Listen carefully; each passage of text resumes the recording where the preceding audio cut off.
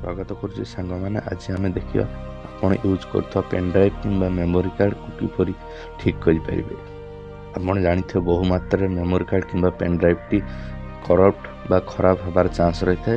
Then आम यह computer साहाय्य किपर रिपेयरिंग कर फॉर्मेट कर रीयूज कर। तो चलते डेरी नक वीडियो को स्टार्ट करवा।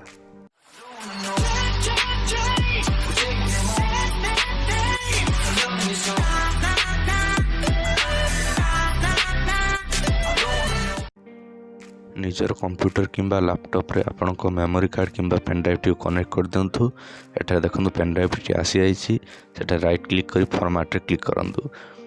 एठारे बहुत सारा ऑप्शन आसो। देन फर्स्ट ऑप्शन किछि करबार नै, सेकंड ऑप्शन रे NTFS रे क्लिक कर दिंतु।